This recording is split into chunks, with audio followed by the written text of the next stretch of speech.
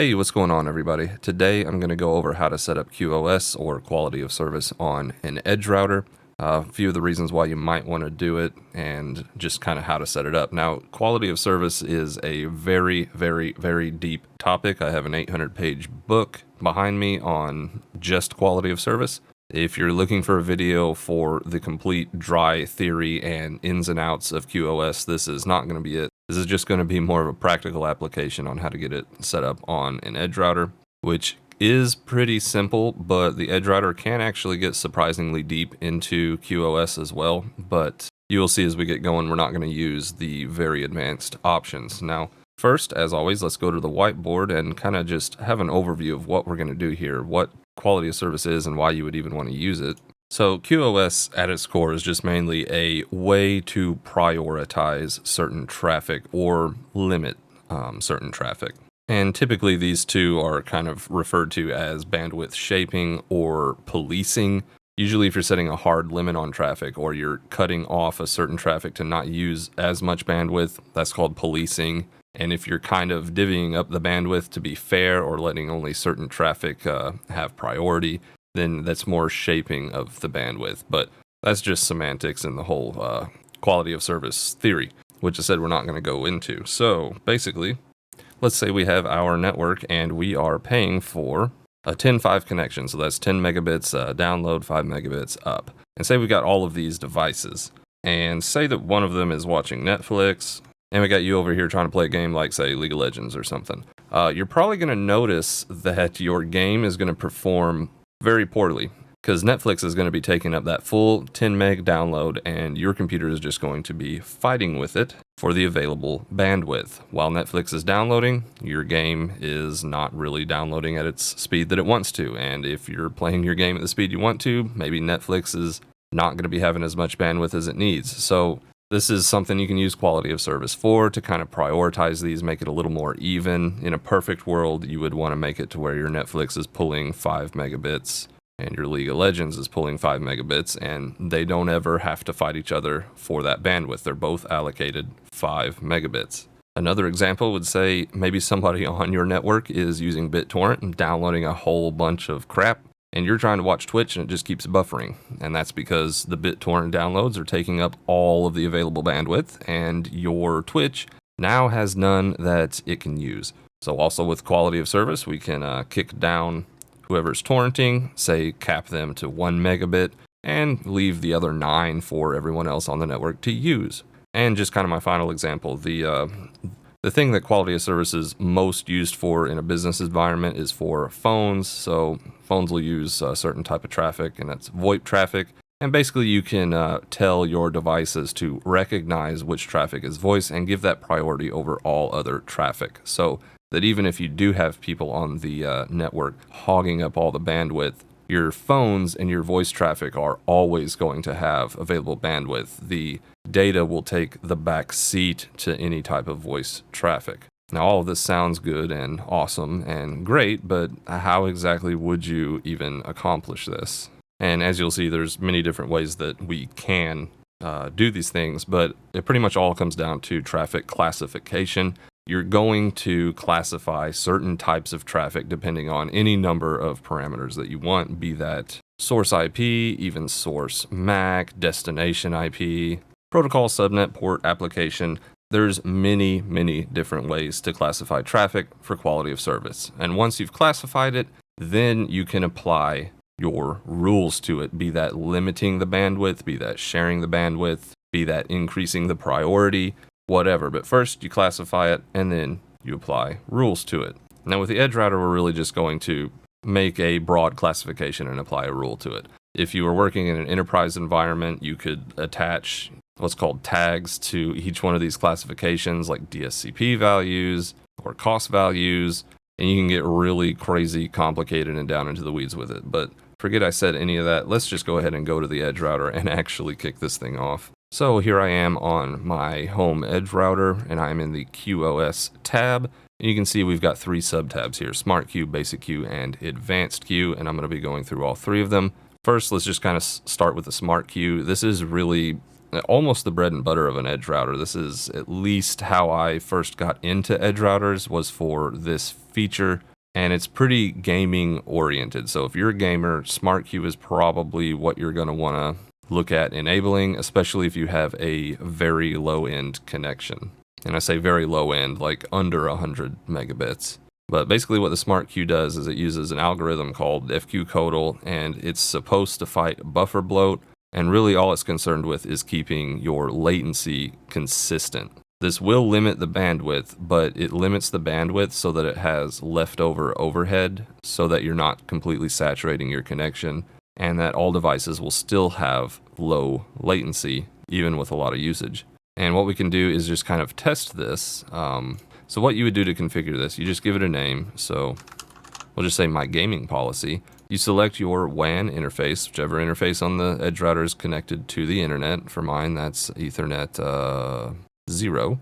And then you enter in your upload and your download speed, and you can select whether or not you want this to even apply to one or the other. One note here, on a home internet connection, you have very little control over your download speeds, or download traffic rather than speeds, because once you've requested that download and it travels all the way over the internet down your line into your router, that bandwidth has already been eaten up. And yes, quality of service can block it coming back in to kind of kick down that TCP window, but if you think about it, the bandwidth has already been killed when the traffic came in. So really, quality of service is going to do more with your upload speed than your download. However, I'm not saying that it will not affect the download at all. I'm just saying that by the nature of it, there isn't as much that it can do with the download.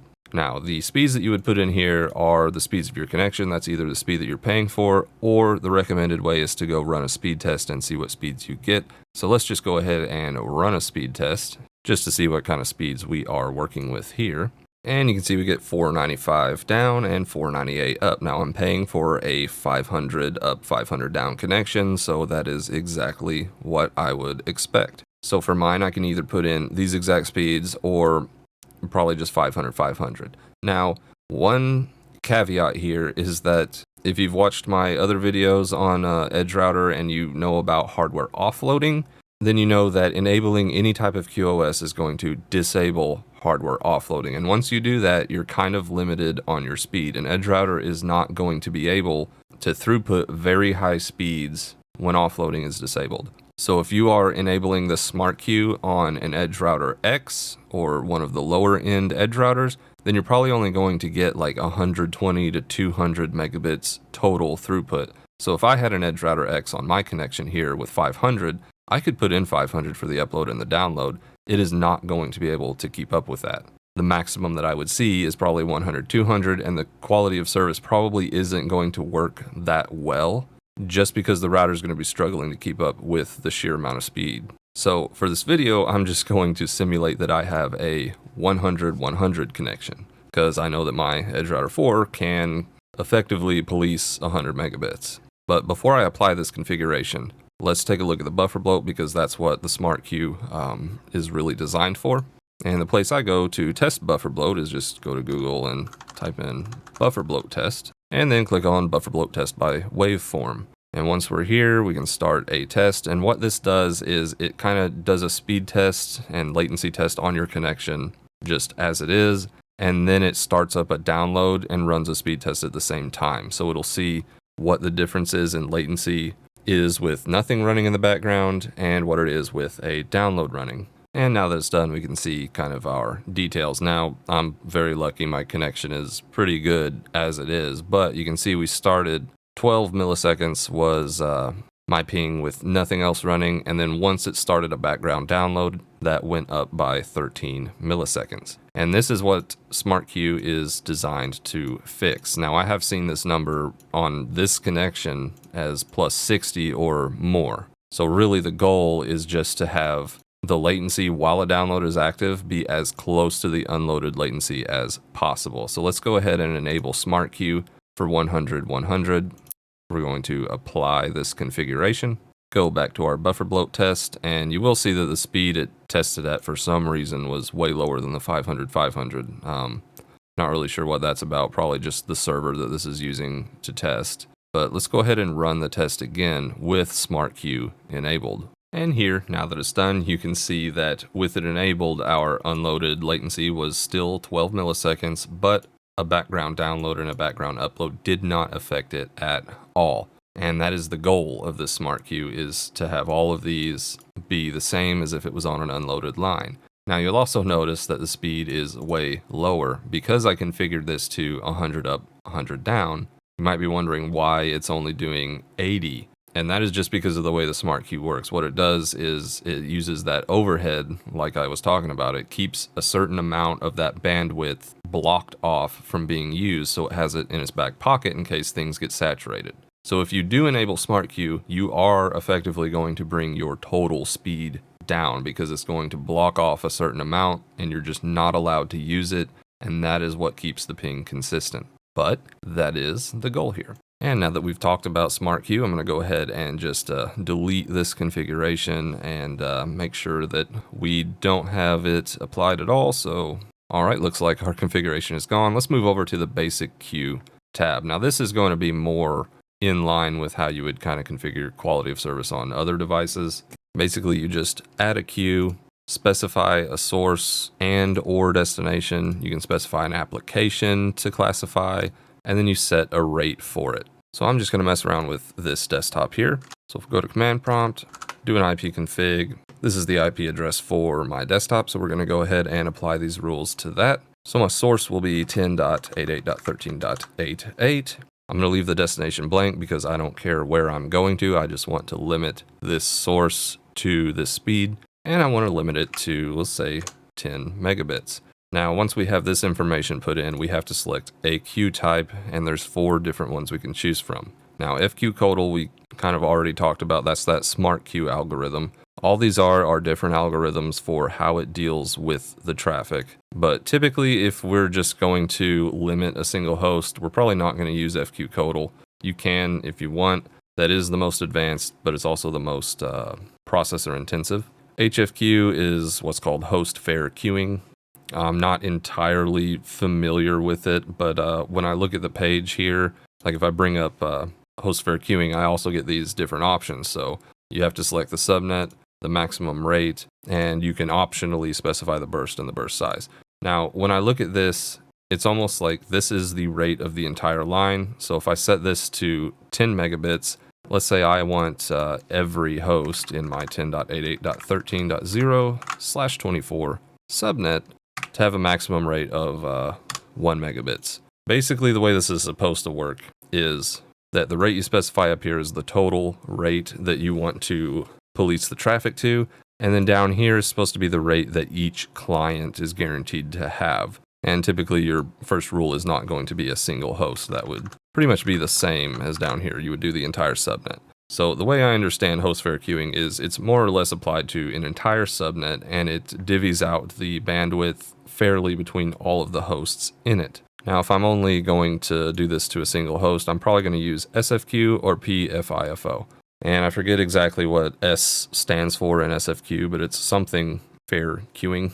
It's one of the oldest standards for quality of service. And it pretty much just divvies up the bandwidth more or less fairly between those devices that are using it. And it would probably behave as you would expect QoS to. So if you set like a hard cap at 10 megabits like we're going to do here, then if 2 hosts are trying to use the same 10 megabits at the same time, it should be more or less equal. 5 megabits for one, 5 megabits for the other. And that differs from PFIFO, which stands for, I believe it's packet first in, first out, which is the most basic rudimentary way of dealing with traffic. And the main difference between SFQ and first in, first out is that first in, first out is pretty much what your router does anyway. So if we set this to 10 meg, we have one host, it starts a download, it's getting the full 10 meg. Another host comes in, it tries to get it. Now it's fighting with the other one like normal. This is pretty much just a hard rate limit. The rate's going to be set to 10 meg, and it's not really going to try to share it equally between the hosts. It's just going to limit the total to 10 meg. You may have one host taking up the full 10, another host tries to start a download, and they're just SOL. And we'll kind of see that when I test each one of these, which is what I'm about to do. So let's set this to, we'll start with SFQ. And we're going to limit just my desktop, just to kind of see what we do. Now we can specify a reverse rate. I usually do, and the reverse queue type. Now let's go ahead and apply this and bring up our speed test again. But this time we're also going to speed test on a phone. So if I start my speed test here on my desktop, I should now be limited to 10 megabits per second. And yep, looks like I am. I'm getting like 9.5, and I'm going to go ahead and start a speed test on my phone. And you can see that the phone is just not affected. Now let's go ahead and open this rule up to say my entire subnet. So 13.0/24. So now effectively we are limiting the entire subnet, which is my home subnet. We're limiting that to 10 megabits per second for all hosts. Now that is not ideal for me when I have a 500 connection. But let's see what that did to our speed test. I'm going to start here on the desktop. I'm going to exit out of the one on the phone. I'm going to kind of try and start them both at the same time just to see what it does between the two. See the phone's taken off. It's going up to 7. And what we should see is them more or less equal out. It kind of started to do that there, but there really wasn't enough time on the download test. There with the phone, you can kind of see the desktop's creeping up, the phone's coming down. It's trying to equalize the two bandwidth users. And I'm just going to run the test again to see if I can get a more equal result. And it looks like I messed that up. And I'm just going to run this again to see if I can get a more equal or fair test here. Typically my desktop lags behind my phone for some reason, so I'm going to wait until I get some latency on the desktop and then start the phone. And you can see the desktop takes off. It's going to the full 10. Now that the phone is kicking in, desktop's coming down. It's trying to split that download bandwidth equally. But you can see the phone is still somehow winning out. But then once we get to the upload, it looks like it's more or less 5 and 5. So that is limiting the entire subnet with the SFQ. Now let's change that from SFQ type to first in, first out and apply that configuration. Head back to our speed tests and try to do the exact same thing. All right, and the desktop's taking off, it's getting the full 10. Phone's trying to get in there, but you can see the desktop really isn't kicking down at all. The phone's getting 308 latency, and now the phone is just struggling to take that bandwidth back. And also, since that rule was applied in both directions, we are basically limited entirely to 10 up or 10 down. So now you can see the desktop came in first. It's getting 8 megabits per second, and the phone is just sitting there with just a trickle of bandwidth. So that is the difference between SFQ and first in, first out. First in, first out is basically going to behave the exact same way as if you only had whatever limit you set as your main internet speed. There really is no fairness to it. It's just hard capping that traffic. Now the last option, which is HFQ, this is one that kind of every time I test it, I get almost a different result. But let's go ahead and try and configure it how I believe that it works, and that is, we'll say that we have a 50 megabit line. We want to limit the entire subnet to 50 megabits, but we want each host to be able to use 5 megabits. And we're not going to worry about the burst rate or the burst size. If we leave those blank, it just defaults to whatever the default is. And since we changed the queue type of reverse to HFQ, we got to specify the same for reverse. So let's go ahead and apply this. And fingers crossed, what we should see is our hosts being able to get up to 50 meg, but if more than one host is using it at the same time, each host should be allowed to get down to 5 megabits. So let's bring up our speed test again. I'm going to run one without the phone and then one with both of them. And here's the desktop using 47 meg. So that is as I would expect. The full subnet should be allowed to use 50 megabits up and down. But then here the upload is limited to 5.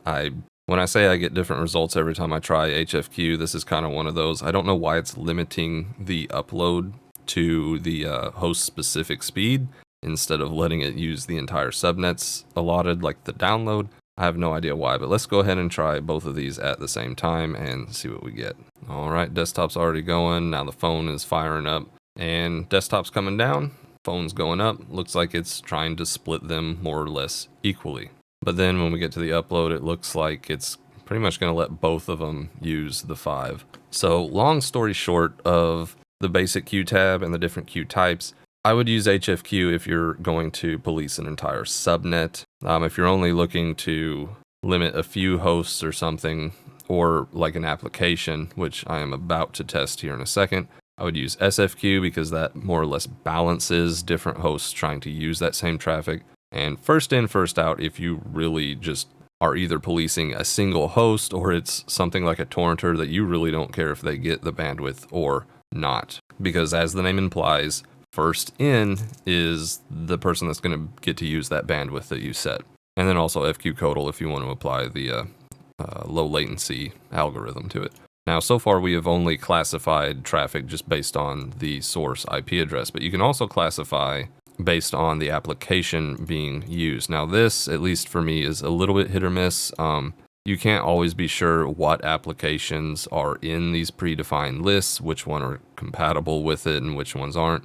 One note that I will tell you is that if you're trying to limit torrents, this peer-to-peer one, it'll do something, but it's not going to completely get rid of people just hogging all your bandwidth by torrenting. And the reason for that is torrents use so many different streams. Basically what QoS is doing is it's trying to make fair use of the bandwidth between all of the different what's called flows going through it. So each flow is supposed to get an even split. But torrents use so many flows that it's still going to hog up all of the bandwidth. So you could have one person streaming Netflix, that's one flow. One person watching Twitch, that's one flow. And then you got your torrent guy over here, probably using 50 different flows.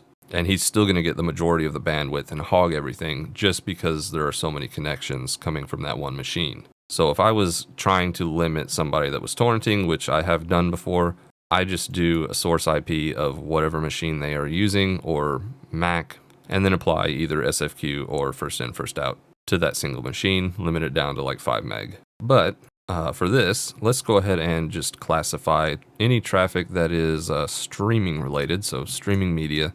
We'll say this is Twitch. And we'll go ahead and limit that down to just 1 megabit. So say we really hate people watching Twitch. The only bandwidth we want available for any type of streaming media is 1 megabit. Now before I apply this, let's just go to Twitch and see how that performs regularly, which I believe at this point it still has that 50 meg filter applied. And it looks like we loaded a video right up, clicked on another one, loaded it right up, another one, loaded it right up. So let's go ahead and apply this classification. And now let's just go back to Twitch again with this configuration applied. And it looks like it's loading pretty normally. It kind of feels a little bit slower. Let's just kind of click through these videos. It's taking a couple seconds longer, but let's try and just open another full video and kick the quality up from auto, and we'll say 720. Now we're stuck at a loading screen because we're limited to 1 megabit for this traffic. But if we kick back over to a speed test, we should still be getting like the full speed of the line because regular traffic is not being classified. Only streaming traffic is. And yep, that is true. I'm still downloading at 490 megabits and uploading at 490 megabits, but my Twitch is struggling to load back here. Yeah, is video buffering? Use the low latency toggle. Well, that's probably not going to help because we limited Twitch traffic to 1 megabit. So that's the down and dirty of application classification. And like I said before, it is kind of hit or miss. I have used the streaming media application before, and that didn't appear to affect YouTube or Netflix at all, but yet Twitch was affected. So your mileage may vary with these predefined application listings, but typically voice over IP, this would probably be a good one to use here if you're in a business setting. And now that we've looked at most of the typical basic queues that you can use, let's move over to the advanced tab. And you might think, oh, well, here it's going to be the same thing, but with a lot more options. Well, the advanced tab is extremely convoluted, but really all it does is takes what's already in the basic tab and shows you the configurations for them in a different way and lets you set some more options. Now, there really is no difference between the basic and the advanced tab, besides how you input your information, with the advanced tab having a few more options. But something I want to show you real quick, let's go ahead and SSH into this device and do a show configuration commands grep traffic-control. And we can see that all of the traffic control configurations that have been applied were what were applied through the basic queue tab, but you'll notice that all of them say traffic control advanced queue. All the basic tab does is just allow you to put things in a little bit more simple but the commands it actually applies to the router are advanced commands. So you can see what we set for Twitch. We've got our filter match 1, and our target is our entire subnet of 13.0 for category streaming media. And then filters match 2 is the exact same thing except for in reverse. So destination versus source address. And then we have a leaf, which we'll see in the advanced tab what a leaf is. We have a bandwidth limit of 1 megabit. And by using the basic tab, it just automatically assigned these names. So that queue has a number of 1023, and the queue type is UBNT basic queue with an SFQ queue type. And then Q2 is the exact same thing, but in reverse. And the rest of these we will see in the advanced tab. Basically what this is saying is that the rule is attached to the global node, and the global node is 1000 megabits because the interfaces of the router are 1000 megabits. So let's get out of there and take a look at the same configuration in advanced mode. You can see we've got our nodes config, that's just the root QoS configuration of the router. Global, that's pretty much always going to be there. And then we have our rule set. So here's that 1023 UBNT basic queue, 1000 megabits. And if we go to configure here, that's really all we can do. We can attach it to an interface or attach to the global config. And the bandwidth is 1000 because the interfaces are 1000. But if we look over here to the right, you can see we have this basic queue SFQ filter. And if we go to configure, we can put a description if we want, as well as hash interval or queue limit. I really don't even know what those do, so we're not going to touch them. But you're probably wondering where the rest of the configurations are at. What's saying that Twitch can only use 1 megabit? Well, that is also under here where we do show filters. And these are those rules that we put in. So source address, destination address, this is the download and reverse direction rules. If we go even further into the config of those, you can see we have limit to 1 megabit. And in the match tab, if we go to application, we're matching streaming media. Now this is where a lot more of the granularity and advanced options are, and they'll be under these filters. So you can see we have a lot more options with this advanced tab. We can classify by DSCP, we can classify by protocol, source destination, source port, destination port, MAC address, source and destination. We can classify by markings, or aside from all that, we can just classify by an interface, an entire interface. We can just go ahead and say, hey, apply QoS to that. So you can see you can actually get pretty advanced with the QoS settings. In a very big enterprise environment, you're probably going to be marking your traffic end to end with DSCP values. That is way outside the scope of any type of home network, but you can classify it as a marking if you're already marking your traffic. We'll go ahead and back out of there and there. Now, just some advice, I would not try and set up quality of service just through the advanced tab alone. What I would do is basically what we just did in this video is set up a basic queue with just the very basic settings. What kind of queue type you want, what subnet or application or whatever you want it to apply to, and then tweak the more advanced settings in the advanced tab. Because trying to add branches and adding leafs and adding new queues and applying the correct filters and all of that in the advanced tab just gets, at least for me, just completely out of hand. So in my mind, I just don't even try it. I just set up what kind of I want in the basic queue, and then if I need to, which I really never do, I can tweak it in the advanced tab. And that's pretty much all I wanted to go over with QoS. This video got way longer than I thought it would be, but hopefully we went into enough depth to kind of at least let you know what's going on with QoS, the different options, why you would use some over the other, and hopefully just get you started. Now, like I said before, this is a rabbit hole. You can go very, very deep with quality of service if you want to, or you can keep it as basic as you want. And just to kind of recap what we went over, on the Edgerouter, we got the Smart Queue, which in my opinion is useful for gaming and just overall keeping the latency down, with your trade-off being less total bandwidth because of that overhead it sets aside to keep the latency down. And then we talked about the basic queues, which you pretty much use if you want to get more granular, apply it to a specific host, a specific application. And then the different queue types, FQ Codal, which is what's used in Smart Queue. HFQ and SFQ, in my opinion, are interchangeable. However, I just go by the rule. I'll use HFQ if I want to apply one rule to an entire subnet, and SFQ for pretty much everything else. PFIFO, I rarely, if ever, use for the reasons that we talked about with it being first in, first out.